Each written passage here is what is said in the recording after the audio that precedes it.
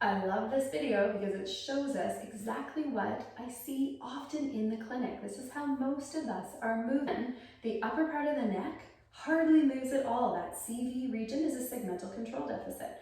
From C7 down, another chunk where we don't see any movement, segmental control deficit. Then in the middle of the neck, where statistically, historically, that's where we see all the disc injuries and degeneration. We see some massive hinge points where all the movement is going through, and I believe it's at C5-6 where we see a disc injury, and then you can also see when that person goes into extension, there's a big hinge point above that.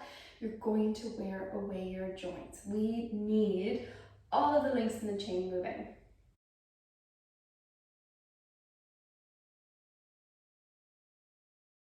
Challenge number 1, get your CV joints, those upper two joints, moving. So flexion extension, axis is through the ear and you're just curling down, trying to lengthen through the back, tuck the chin, flexing those upper two segments. Side flexion, axis through the nose, tipping, ear to shoulder, looking for differences, right to left. Side flexion segmentations for the CV area. Lateral glide, chin on a shelf, slide one way, back to center.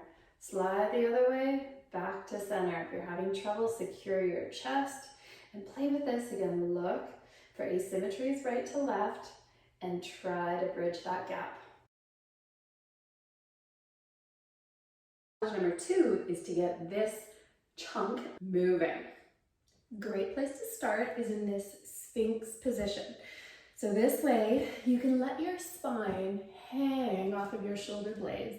Then you can begin your carve, flexing down, always segmentally. Nice. Then sweep the chin to the left, that's rotation. Drop the ear to the left shoulder, that's side bending. Now, you're already a bit biased into extension, but remember, movement starts at T4 between the shoulder blades. Really let those segments drop down.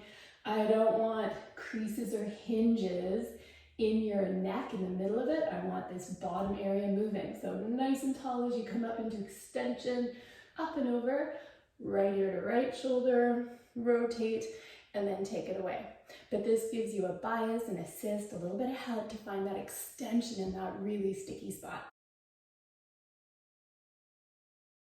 You might want to regress this from the cars and just work on your flexion extension segmentations and groove that motion, that plane.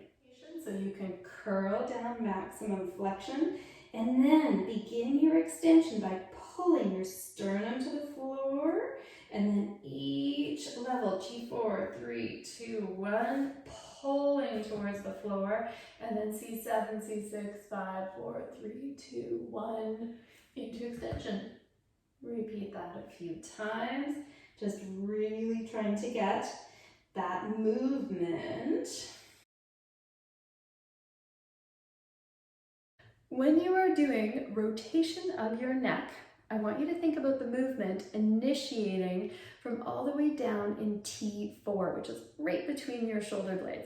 So if you were to look over your left shoulder, think about your chin on a shelf, so you're not side bending, you're doing a pure rotation, and then bringing it back. But what most people will do is they will hunker down, crank through the middle of their neck, add in a bit of side bending, and call that rotation. So what I want you to do is lengthen, make the movement initiate from T4, right between the shoulder blades, just a lovely, where are we?